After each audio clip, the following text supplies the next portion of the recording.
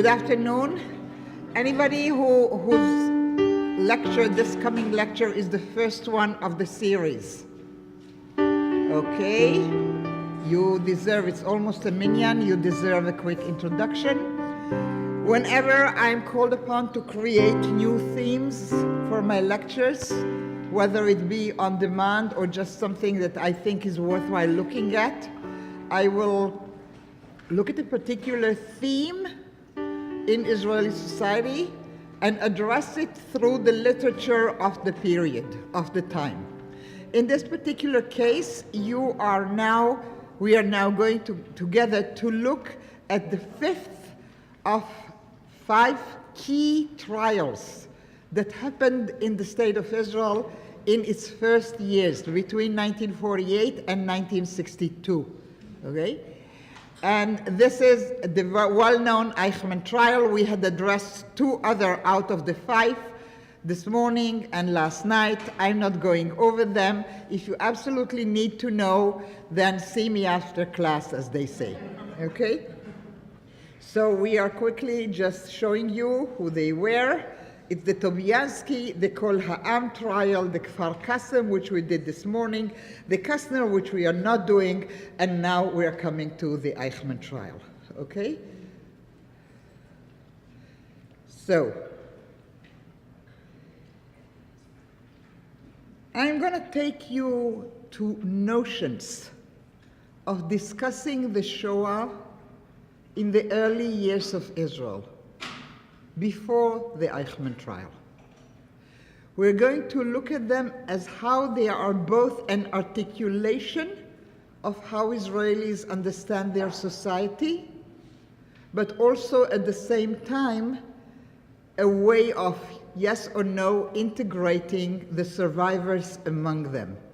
And bear in mind that the percentage of the survivors in the Jewish population in Israel in the early years is huge.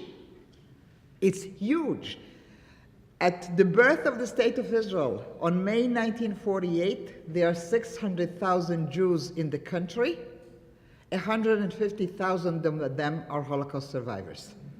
As the time will go by, we'll have an influx of more survivors coming from the DP camps after the state is declared, and at the same time, immigrants from Muslim countries. And Israel is sort of shaping itself and starting to tell itself or to create its own narratives. So we are looking now at a caricature, a drawing of a well-known Israeli, Hungarian, Holocaust survivor, artist. The name is Katriel Gardos, a very good Hungarian name, called in Israel Dosh, long dead. Good friend of Ephraim Kishon, the writer, who was called in Hungarian, of course, Kishon Ferenc, but in Israel is Ephraim Kishon. It is Katriel Gardos, Dosh, who created the famous image of Srulik, the young person, the young boy, standing for Israel with the Kova Tembel. Can you see him on the tree there? And sandals and no socks, or in the winter, maybe socks. And he wants to address the issue of how the Shoah is perceived as per Israeli society. So do what they do sometimes in kindergartens. Don't be offended. We learn the greatest stuff before we learn how to read. We learn from pictures. Do an image study for me, will you? What do we see? What is this picture about? Remember, the artist is a survivor, but he is now in Israel. Yes, sir? Well, the stump is European Jewry that has been cut off. And which one is bigger? No. That was huge. But here's no more. And the new one is Gemara. the birth of Israel. And then there is a new one that is growing. How do you know that it's Israel beyond the fact that Srolik is sitting on it? The leaves are in the shape of a menorah. And these leaves on this side, in the shape of weeping willow, tears. Okay? So the same tree could go both ways. It could shape itself into the new, strong, chutzpahdik Zara, and it could be the weepy, not existing anymore, maybe leave it behind kind of thing. Okay? It has no body or figure representation. Its presence is by its absence, and the fact that we weep for it. That's early Israel. Leave it behind. If I didn't have only the 90 minutes, but 120 maybe, but I will introduce one story. I'm a daughter of survivors from Hungary. It may affect my choice of art and works of art. My parents arrived as Holocaust survivors to a kibbutz. Illegal immigrants caught by the Brits. You will need text, and we have no more. So please, people from the front lines, move back a couple of texts for your friends there. Okay, please join us. My parents, the survivors, are staying for a short while in a British detention camp in Atlit. The year is 1946. And then they are sent to a kibbutz. And that kibbutz had existed already for 25 years. So this tells you that the people who created the kibbutz are not survivors. They have been there before. You're out and out for Brente socialist pioneers. Okay, 25 years in the land. And the expectation from the new immigrants, i.e. my mom and dad and grandma of blessed memory, all of them, is to leave everything behind. And mom is pregnant with me at the time, and for the baby when it's born to be addressed as Litvak's pioneers would do in Israel at the time, what would I be called in a kibbutz 70 years ago? What would my name be? I'm Rochel. Rochale. It's not Rochale, the Yiddish. It's more like Hebrew thing. Leave everything behind, the language, the memories, the religiosities, etc.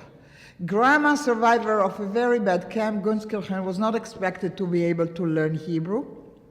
So in hiding, literally, clandestine, they teach me Hungarian. Grandma also comes into the children, babies, and later children's house, you know, in the kibbutzim of the early years, and she will recite Modeh Ani every morning with me, and Shema every night. Do I know how to say it today? Yeah, only in that heavy-duty Hungarian accent. I could not, for the life of me, do Modeh Ani lefonecha in any other way but my grandma's accent. For many years I thought that that too was Hungarian. It was totally no.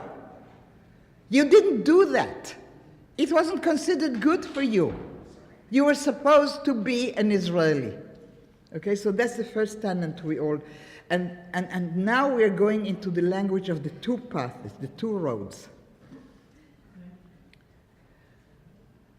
How many of us have seen this? Can I see a show of hands? Connie, you were at Yad Vashem. This is the Rappaport monument. It's the dead center of Yad Vashem. You stood there. You have your picture taken there. Everybody does. You just don't remember. Let me tell you about Rappaport, and oftentimes I will do this presentation while we are standing there in front of it. And I stopped doing tours of Yad Vashem, but occasionally if asked, I will. So I'll bring you in front of the Rappaport monument, and we will talk about the clear division between the two parts. How on the left-hand side, you will see the bodily, strong, able, muscled people who did the uprising in the Warsaw Ghetto, right? And on the right-hand side, like a fresco, not a body, not a sculpture. Those people like on the wall, all their heads bowed, but for the one Moses-like figure who holds the Torah in his hand. And now I'm doing a close reading of this text. This is a text. The fighting ones, looking upward, not one single one of them will look down or back, and even if one had fallen, it doesn't matter. will step over them and continue fighting, right? And the ones just going where they are told, look, you can barely count 3 bayonets and helmets of soldiers in the back, can you? What's the Israeli suggestion? Why didn't you jump, run, attack, defend yourself? What is this ghetto-like behavior?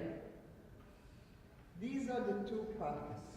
The rebellion and those of our brethren who were killed during the Holocaust because they went to their death like, oh, so your rabbis have met mine. Thank you. 2, if not 3 generations of Jews were raised by this two-path thing, and there is nothing better than the Rappaport monument at Yad Vashem to illustrate it, about this chutzpah to feel that you had the right to sit in judgment. That you knew who was heroic and who was not.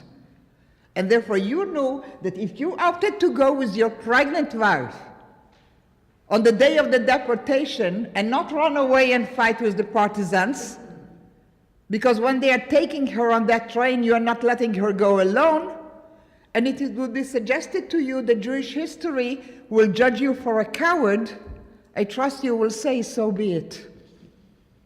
Right? But Israel doesn't know that in those years. These are heroes, these are sheep to the slaughter.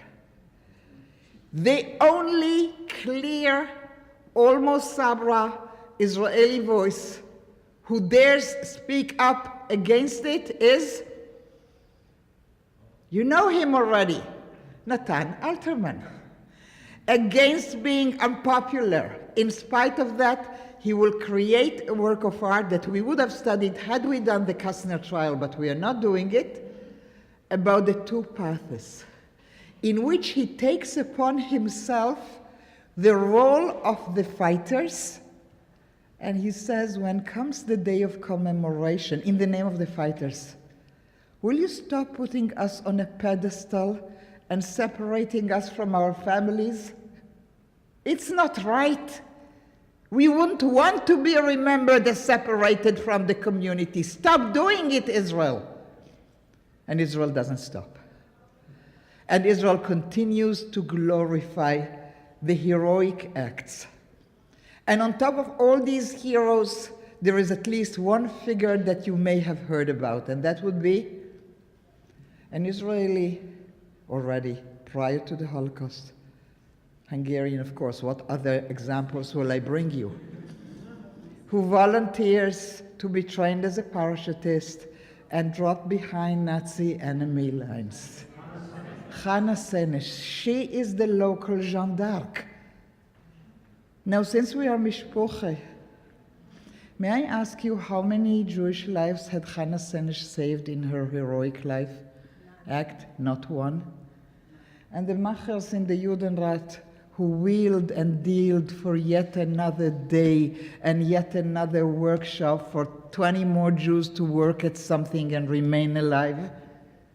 But she is our hero, and we do not like them because they are like ghetto Jews.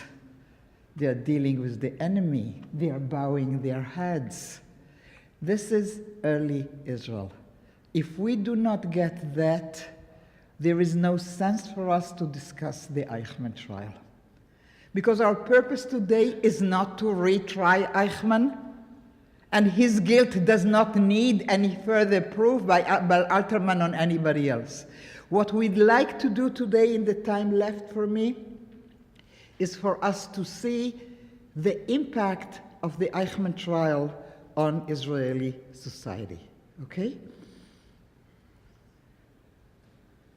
Let's look at the timeline. May 1960, Eichmann is caught in Argentina. Who was the gentleman who told me that he was looking at the house on Garibaldi Street? Okay, so I'll raise my hand. If you could still put your hand on that book, it's really worth it, of how Eichmann was found, identified, kidnapped, and brought to Israel. Okay, kidnapped by the Mossad, absolutely. Kidnapped and brought to Israel. Okay, so that's the date. May 23rd, 1960, Ben-Gurion announces that Eichmann is captured and is in Israel in the Knesset. I'll come back to all these. These are texts that we want to look at. April 61 to May 61, the trial itself, about 6 weeks.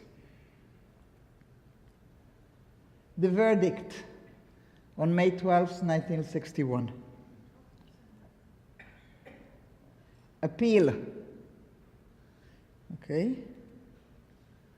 And finally, in January of 62, the execution of Eichmann. So this is the timeline we are talking about. This is just recapping it very quickly. We're coming back for all those things. And now the thing that when I talk to young people, I need to stop in front of the picture and ask them, and what would that be? This is a radio. You remember them? Do you still remember that if you wanted to listen to a program starting at 12 noon, what would you have to do? When would you turn it on? No! It needed to warm up. It needed to warm up. The whole rhythm of our life was different. It wasn't like snap, go and listen. You want the 12 o'clock news? Remember, turn your radio on 5 to 12. So it's there and ready by the time you need it. Why am I bringing this? I'm bringing it from the site of another, not Yad Vashem, Holocaust memorial place in Israel, Masu'ah. I trust you do not know it. If you were Israelis, I will tell you it's by the Netanya IKEA, and then you would know. But you are not Israelis, and you are not shopping in Israel, so how would you know where IKEA is in Israel? But it's just a bit south of Netanya. And if you are going to go on a third or fourth trip to Israel, and you feel that Yad Vashem been there, done it, take the trouble and go to Masu'ah. Because Masu'ah has a special exhibit about the impact of the Eichmann trial on Israeli society, an amazing one, with all the recordings and the radio and whatever. And their site looks like this, and you had to click on the different parts of the radio in order to listen to them, because this is how the Eichmann trial comes to Israeli society. Through the radio. The trial is recorded, and everything is just hearing and maybe the picture in the paper. But we didn't have the visual as you do today. So I wanted to bring you back to that part and that time in our history when all our news are audio and not visual. Okay. From that same site,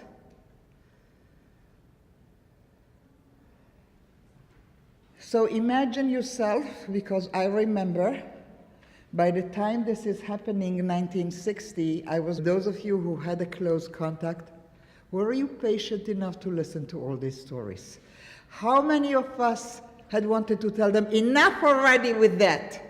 You're in America now, you're safe, stop dealing with the past. It's very much the 50s and the 60s, when there was this naive belief that if you did not speak about it, you will forget and heal. How many years did it take us to know that it's exactly the opposite? That they needed to talk about it, that they needed to heal. Okay, the trial will start. We can look at publications, but what I want for us to look at is the opening remarks of Gideon Hausner. I need to know if there are people of law in the room, lawyers, judges. Thank you. This is what Hausner is. He's a lawyer.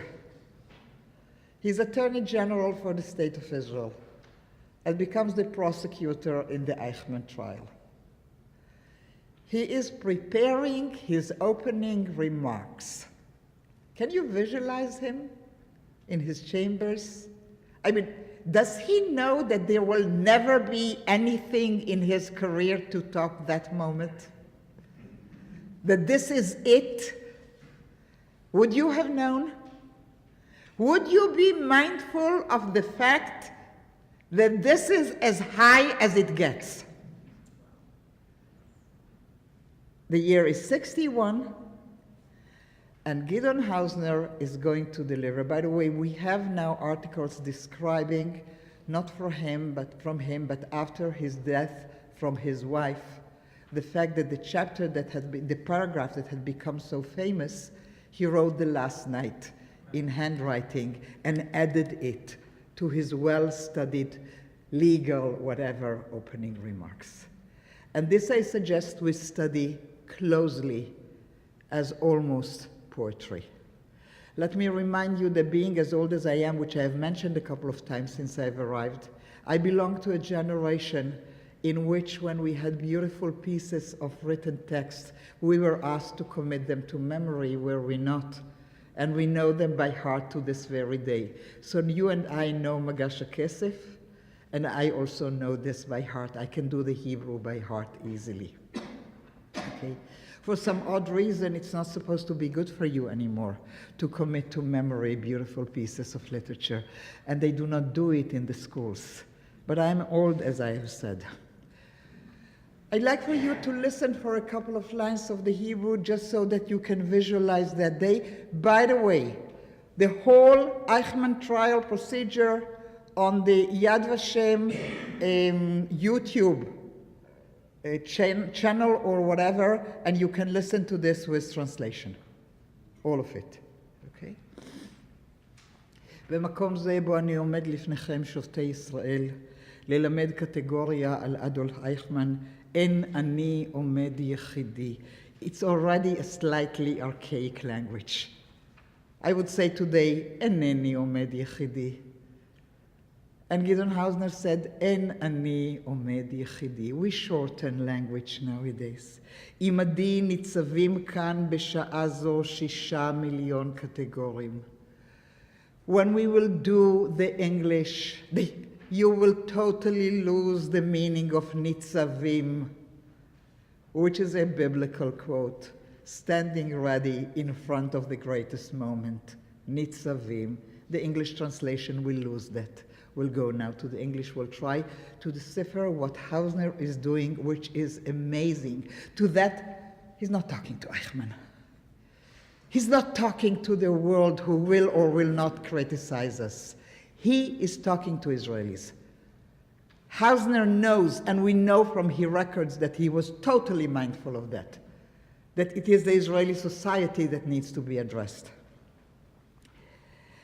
When I stand before you here, judges of Israel, can you hear the biblical echo?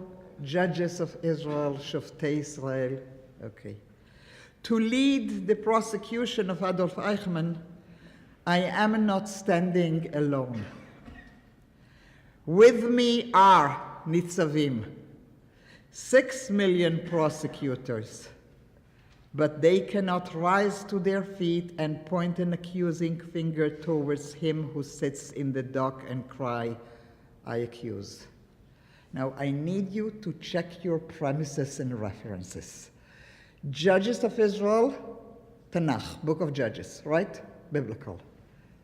I accuse, j'accuse, Émile Zola, Dreyfus Trial, Herzl, beginning of modern Zionism. Mr. Hausner, sir, nothing in between? Only Bible and the beginning of Zionist? How more Israeli than that can you be? Like no Rashi, no Rambam, no nothing from Jewish scholarship for 2,000 years of diasporic life, nothing.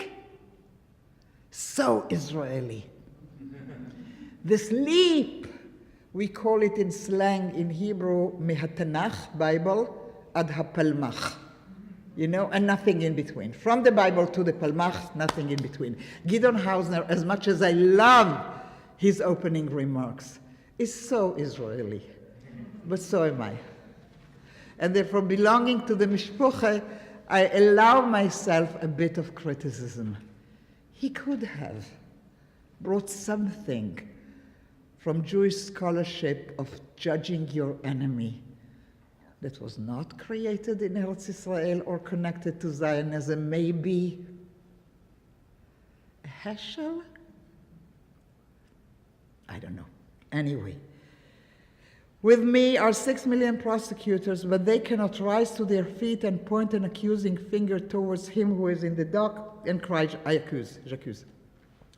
For their ashes are piled up on the hills of Auschwitz and the fields of Treblinka, and are strewn in the forests of Poland. Their graves are scattered throughout the length and the breadth of Europe.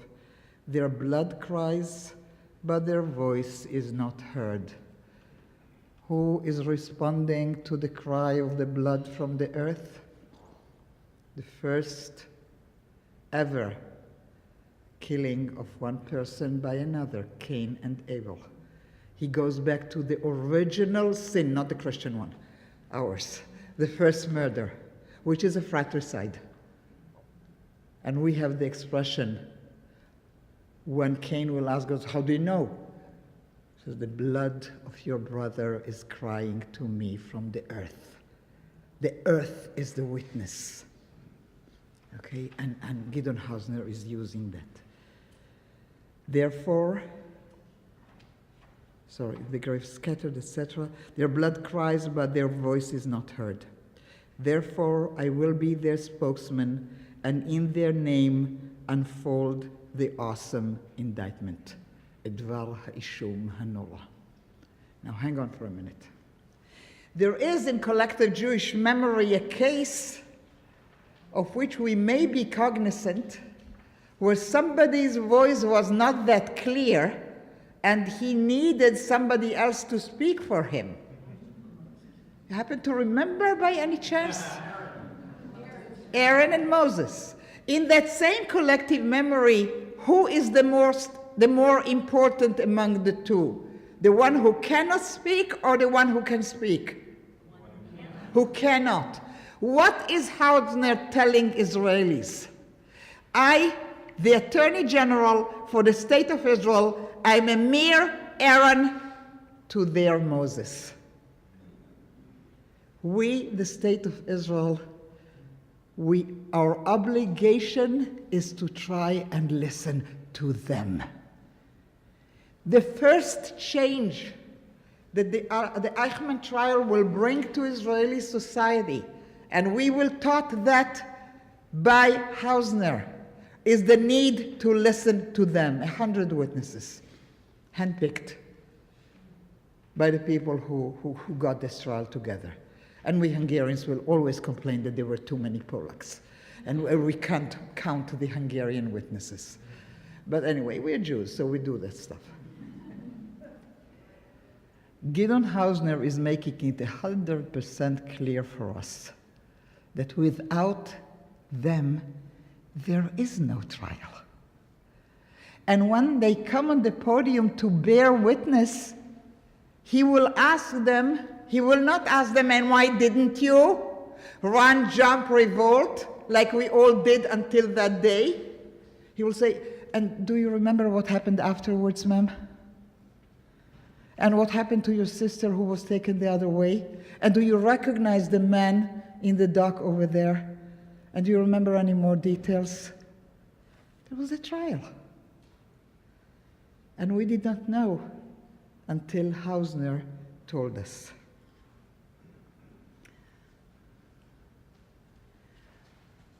Okay, turn your pages for me for another Alterman. He is now sitting in the courtroom, which is actually a theater, Bet Ha'am, on Gerard Bachar Street in Jerusalem, a small one. Nothing important happens there today, but it was the appropriate place at the time. And now again, you're opening your Devar in Tel Aviv, because all you heard from the trial is the voice. And Alterman is sitting there, and he wants you to be aware of the faces. And he calls this particular contribution the facial features. We had all known that walking among us were people from that world. We would stumble over them daily in the street, in the offices we got into for our business, at workshops, in stores, at the market, and during meetings. On the arm of a clerk who would hand us a form through a window, on the former arm of a craftsman bent over his tools, on the arm of a cashier who is handing us our change on the bus. Suddenly, from time to time, a little higher than the wrist, the bluish tattooed number would appear. The number that became part of the pale blue texture of the veins. The long, pale number that is never erased. We knew that there were among us men and women of that other world, but it seems that only during that horrible, exalted trial, Alterman himself is confessing, not until the trial did that particular knowledge turn into awareness. As the witnesses from there continued to step on the podium one by one, those separated entities of foreign anonymous people who had passed by us countless times merged together in our minds until we clearly understood that these entities are more than details put together. They are a basic, resolute essence whose character and image and scary memories beyond life and nature are an undeletable part of the character and the image of the people we belong to. Mazel Tov, Boker Tov. Thank you for waking up, Alterman. Thank you for putting it in the main party organ.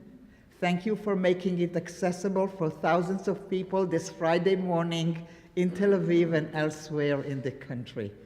Those who did not see the faces, but you who sat there at the trial taking notes have seen, and I tried to create for you a little bit of that, of the different images of the witnesses. All of these are pictures, and specifically I have left empty spaces to account for those who didn't make it to the trial. And now we are coming to the essence and the purpose of this session. I'd like for you to go to page 6, and I need for us to have an introduction. I talked to you about Alterman, and now I need to talk to you about Chaim Guri, okay? Of all the people I have mentioned in the 3 sessions since yesterday, from Tawafik Tubi to Justice Agranat to Alterman, etc., they are all long gone. The only one who is still alive and productive and published, I said mistakenly a couple of weeks ago, his last books, I shouldn't say, his latest book, at the age of 93, is Chaim Guri, okay? So I gave you a picture of Chaim Guri at the time of the trial, and a picture closer to our times today. Now, Chaim Guri is your epitome of the Palmachnik. He is the one of the 2 paths. He is the worshipper of heroes. He will write an article about the Kastner trial condemning Kastner for collaborating with the Nazis for saving 1,683 Jews out of Budapest, because he dealt with Eichmann for that. And he will agree, like the judge in the first round of the trial, not the appeal is Agranat and he reverses it, that Kastner had sold his soul to the devil. That was the expression. Okay? Guri will write an article after the Kastner trial. We know who was loyal. We know who betrayed. And he allows himself, from his safe position in Tel Aviv, to be a judge of what had happened over there. He is a journalist not for Davar, for a smaller paper called La Merchav, slightly more to the left than Davar, and therefore opposing Ben Gurion most of the time, from the left, not from the right. And Lamerchav is now sending Guri, just like the VAR is sending Alterman to the trial.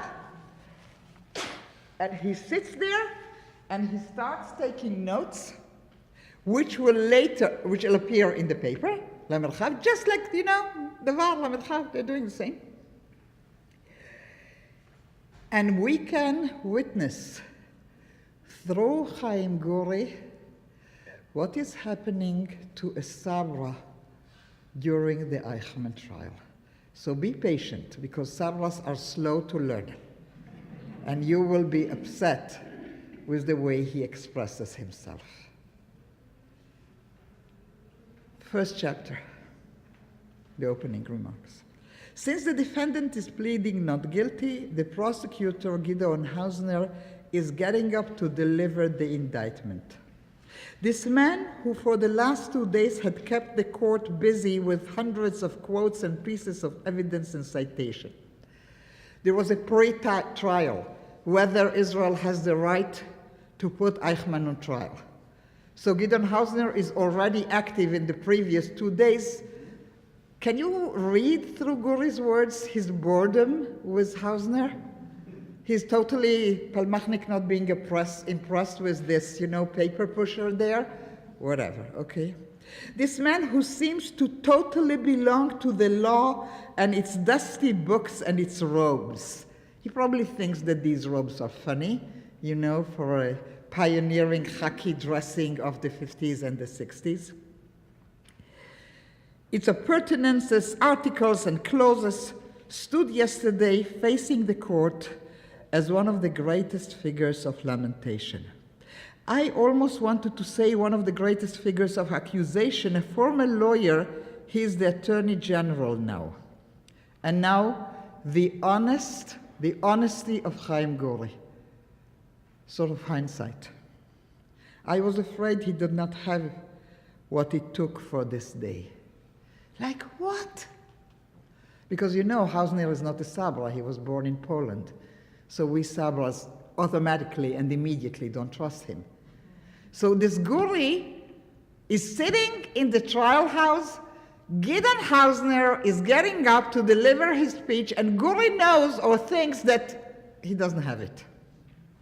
I would have done it better, or what? I was afraid he'd not have it, what it took for this day. Never had a man born to a woman said to another man born to a woman the words that Gideon Hausner said to Adolf Eichmann. The miracle I could not believe had happened today in Jerusalem, at the place where I'm standing in front of you, judges of Israel. Even the doubt, even the not believing, the not trusting, you can feel the gap between Israel-born Sabras and this legal system that is run by older people who studied law away from Israel and made Aliyah, and maybe are even connected to some of the survivors, and maybe, God forbid, can even speak Yiddish, like the most horrible crime to a Sabra. And he's starting to come about. The man who had composed the indictment was granted an hour of chesed, grace, that only a few get. Hausner does not break down, although later he will be on the verge of weeping. We will too, and so will some of the foreign press. Aha! So if we Sabras maybe weeping, and even the foreign press, so maybe it's okay to shed a tear. That's Guri of the first day. And now we come to the process of learning, the tikkun of Chaim Guri, and with them Israeli Sabras, with him. For that I need to explain to you the meaning of a word. And the word is nachal.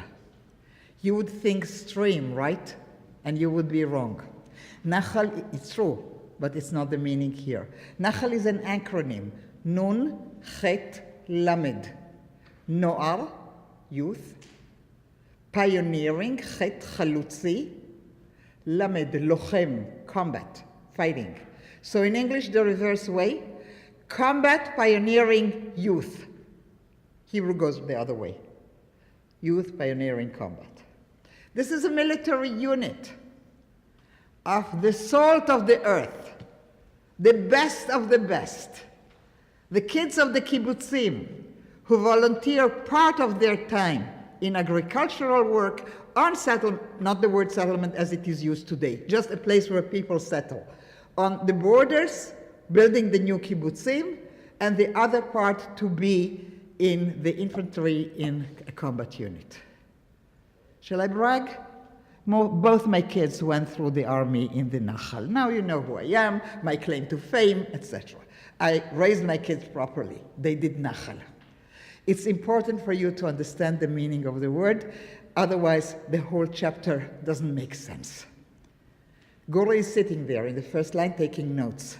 The witnesses are coming. God's servants. One of the early chapters in the book. The book is available in English. And he is quoting now the witness. Go with him. And they had given me boiling water and a rag and told me to scrub the sidewalk by the Metropole Hotel. The bucket was partly filled with acid. My head's bloated soon enough. They had brought out the chief rabbi, Dr. Teglich, 70 years old. He too, like me, was ordered to wash the sidewalk. He did this while covered with his talit. You would say talissim, but the pronunciation in Hebrew is talit. His prayer shawl. While he was lying on the ground, the guard had asked me, "How do you like this?" And the rabbi responded, "If God likes it, I am his servant." Gora is just listening, taking notes. I am writing these words down as Morris Fleischmann, one of the former dignitaries of the Jewish community of Vienna, is speaking. I do not want to see him. I do not want to hear him. I would rather be at the Nachal parade today in the stadium. You get now the two attractions, the two pulling poles? A person like Guri, it's a big day for the Nachal today. They have a parade in the stadium. It was the Ramat Gan Stadium all the time. I know that. I went there as a young person. And he knows where he belongs. I do not want to hear Fleischmann. I want to be where I belong at the Nachal parade today in the stadium, seeing strong, beautiful people, but with an unimaginable strength. Morris Fleischmann is holding me by my collar, as if he's saying, sit here to the end. The shortest of the guards was 5'8", says Fleischmann. He says, making me aware of how short he is. These two are your own flesh and blood, I am telling myself. They are at the position to demand that you sit through this. You are not running away from here. You are not escaping to the Nachal. I would say that this is a decisive moment in Israeli journalism, in Israeli literature, in Israeli awareness of what the Holocaust could mean. It's the biggest moment. It's quoted. God's Servants chapters from Chaim Guri's book, Facing the Glass Dock or whatever, is like a milestone in the history of a whole generation. I didn't give you the whole book, just the excerpt that I thought you may want to see. The students of the Angel of Death. But I left the courthouse dragging two themes I need to share with my reader. The first was the names and the dates, and the second was the question, why didn't you resist? We are in Israel, don't be angry, I told you, be patient. We are learning slowly. Tzvi Pechter is talking about the march from Robichov to Chelm on December 2nd, 1939. This elderly Jew describes his odyssey, in which about 10,000 take part, but he remembers names and dates, and because he remembers names and dates, he is lifting his story from the night and the legendary fog that enshrouds those days and then them. With the help of his hands, the last respect with the help of his hands, the last respect to the people who did not come back from that march. He moves us from the realm of statistics to the realm of names. And what are we losing in Hebrew? Is the word in which you say names in Hebrew. And that would be Shmot. Shmot, the name of the book of Exodus. When you are shaped as a nation, when you become who you are. And what Gori is saying to every Israeli, and our knowledge of Torah has nothing to do with our level of observance. We know the stories of Torah. And we understand what Shmot means. And Gori is now suggesting that for him, listening to the stories of Fleischman, etc., and Pechter, is like rewriting a new book of becoming who we are. Because Pechter doesn't say we were 10,000. Pechter does Shmot. Here is where life starts again. This is how he is rebelling. Oh, Gori, can you entertain the thought of a different type of rebellion? Not Palmach-like? Something different? This is how he is rebelling. A desperate, wondrous uprising against the Germans who have turned names into numbers. First, can you hear him probably in a Yiddish accent, even if he's speaking in Hebrew, or maybe in Yiddish, or in Polish, because the trial was done with interpreters. Okay? First, they took two Jews, one with a yellowish beard, Shmuel Hirsch Koberchok, another Jew, long-bearded, Benjamin Rosenberg, and then the third was Löwenberg. When they took Löwenberg, a great tragedy occurred. His son had lunged forward and said, "Let my father go, I will take his place." They replied, "You come too." They shot all four of them. The bullets passed through their foreheads. And Gori now included three more names, next to Hannah Senesh, next to Mordechai Anilevich. They too are rebels. What a moment. What a moment during the Eichmann trial. I return to the subject of why didn't you resist? The question is there all the time, all the time. I think this is indiscernible, indescribable. A person who was not there wouldn't understand. It was the third year of the war. We have been through a lot. There was still some hope. We are working. They needed us. Now here is the whole world that needs to be taught to the Israelis. When you're asking why you did not resist, you're talking about leaving your more or less okay home in Tel Aviv and Haifa and joining a Palmach unit in a more or less okay kibbutz, being dressed not elegant, getting some arms, not the best, being trained. That's not who we were. It was the third year already of starvation and fear and endless work. And now the key thing, there was hope. There was this belief, if you worked, they will keep you alive.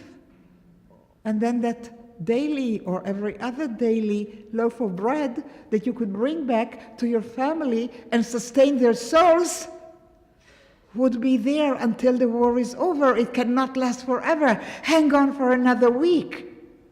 Do you get that? And Gora is now summarizing it in one paragraph.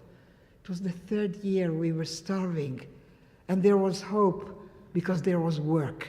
And the meaning of these words in the Holocaust context start to somehow become literally meaningful. We are working. They needed us. It was clear that if something small was to be done, there was no problem to do away with us. If we joined the partisans, if we started the rebellion, they'll put us against the wall and shoot us. And then what? What was the family? What was my ailing mother? What was the 10-year-old? There was a camp of 1,000 Poles in the same situation. The camp was just 100 meters, 330 feet from their homes, and they never tried to escape. What do you want from us? They were trained soldiers, Polish soldiers, in the same prisoners' camp. They had where to run to. Their villages were just nearby, across the street. Somebody would hide them. And they did not try, because they were hoping that if they obeyed orders, they will survive and not be shot. Where could the Jew have gone? We were wearing concentration camp uniform, our heads shaved. In 1943, we did not yet know what happened to the transports. We knew only later. It is impossible to describe today what had happened then, etc., and so on and so forth. The witness said all these things sitting down. At times his voice faded and became inaudible. Then abruptly he would speak up as if trying to justify himself to the judges, to his people, to the whole world. You know what Gori is saying here? What we all know, my generation. I'm sorry to have to share this with you. The Eichmann trial was not the trial of Eichmann. It was the trial of the survivors. It's during the Eichmann trial that we have finally found it in our heart to exonerate them, to find them not guilty. And the witness here knows it. He is justifying himself. He is not blaming Eichmann. He is justifying himself to the judges, to the public, to the world. Understand us, because we feel guilty. We do a little bit more. And the natural Sabra response. I escaped from the courthouse and to it. This coming back and forth kind of thing. So what do you say? I am doomed if I talk, and I am doomed if I do not. He's afraid to express these opinions. Israelis will judge him. But he is already turning to that other group. He is slowly joining the people standing on the podium. This is a big revelation. If we open a new page, we should open it within us. We now see things differently. We have created a day of commemoration for the Holocaust and heroism. Thus, we have subtly separated between them. Did you realize that? That the name of what you call in short Yom HaShoah is just for convenience, you call it this. It's not the full name. The full name established by law of the Knesset, a Jewish parliament, let me remind you, by majority, is called Yom HaZikaron LaShoah VeLaGvura, a day of commemoration for the Holocaust and heroism. From day one, we have separated them, and we remembered the heroes apart and the Shoah sheep to the slaughter apart. And Guri is coming to the realization. A couple of years after Alterman objected to the name. He wanted one joint name. He was never listened to. To this very day, it's the name. To this very day, it's the name of the day. We have created the day of commemoration. As if we had made them stand one facing the other, as complementing one another, but different from each other. We were ashamed of the Holocaust, as one is ashamed of a terrible, blatant defect. And we have embraced heroism to our heart as a vestige of pride. the privilege to hold one's head high. Now, every such thing at the time when it is written is like earth shaking within the Israeli language. And now Chaim Gurel is retracting. God forbid that I should reach a point where the distinction is lost between the one who dies without battle and the one who rises or tries to resist the murderer. For a nation that chooses life by its nature will always prefer those who try to set a price for their doomed lives.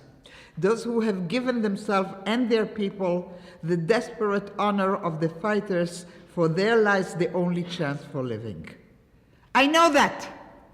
I was trained in our schools by all the Zionist lingo. I'm following the footsteps of the pioneers. I've served in the IDF. I do my reserve duty. I know the difference. But it's in the Eichmann trial that I'm daring to say, but we need to ask for forgiveness from countless people who we have judged in our heart. We who were outside of the circle, and we have judged them without asking ourselves what gave us the right to do so. A survey at Haaretz had run among Hebrew youth here who had never seen a swastika whip, had shown that even at the beginning of this trial, there were people who had said, had we been there, we would not have gone like they did, or we would have behaved differently. Some of the respondents had said this with that sabra pleasantness, and there was no silence or apology between and one who had asked the question and the one who had responded. Until the witness came and explained to us again how hard it was for a person who had not been there to understand what was there. And we started to understand those things.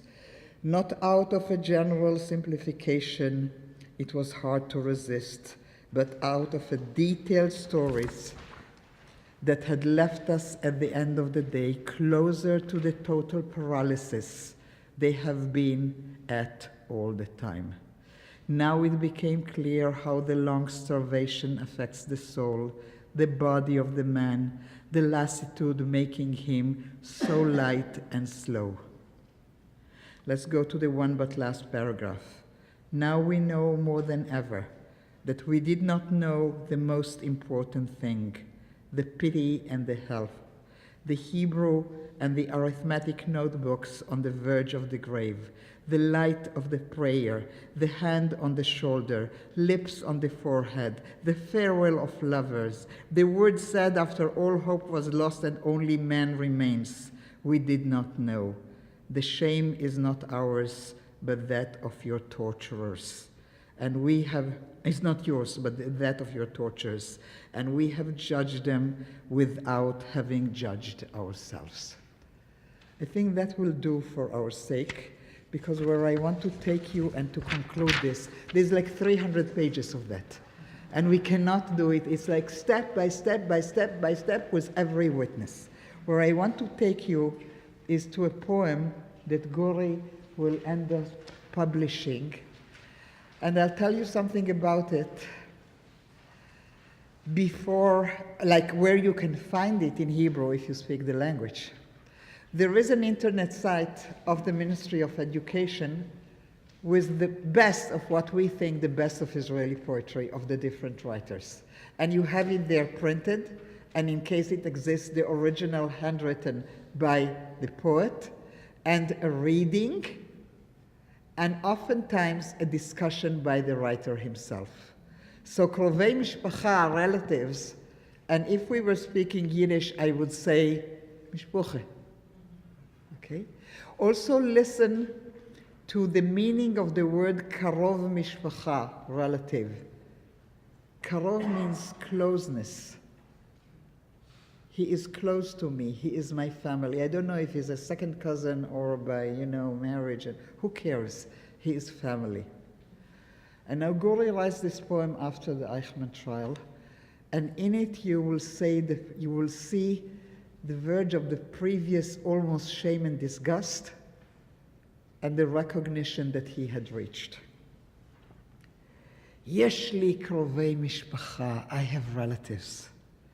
Hearts of coal, silver teeth, shrouded in coats, smoking cigarettes without banderols, uninvited guests in a snowy town. Now that's a toughie. Come with me as we peel this off. I know it's hard.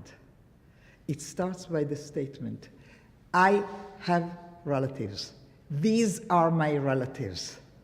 And now I will describe them to you in my language of sunny Sabras, what my relatives look like. Hearts of coal. They come there from the fire that never stopped. Silver teeth. They could not even afford to have decent, dentures when they came. Whatever was given, whatever was not taken out.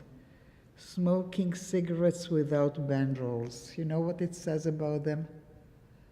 That they are buying or doing in home workshops cigarettes for which you do not pay taxes. The banderole on the cigarette suggests that tax was paid, that it's controlled by the government, because the government controls, cars and tobacco and this and that. So they're actually smugglers, cheats. They try to make a penny where they can, not to pay tax when they can. Yeah, but you remember how it started? They are my relatives. Now the courage to describe Holocaust survivors in what I would say, honestly, is hard. Because what can I tell you? Some of them cheated. Some of them did not pay all the taxes. Some of them did not look that appealing. They had funny accents. You know what? Maybe they did not even use deodorant. Sometimes you saw them and you didn't want to hug them. But the poem starts, I have relatives. This is my bishpuche. Uninvited guests. I didn't want them. Honest to God, I didn't want them in this country. In a snowy town, no matter how hot it is in Tel Aviv, you look at them, they are always in coats, and they are always like the memory of those snowy towns, which are not here, which are there. But I have relatives. Distant relatives. Platinum jaws. Feet of fire. With all their stories, all around them. It's always fire, and it's always torture, and it's always those unpleasant things. Hands of water. They don't even look solid, They are like from over there, staring at me for hours with cyanide eyes. I look at them, and through them I see all the others with cyanide eyes. Noble relatives. Normal memory. What can I tell you? This is who we are. These are our memories. Why am I missing here?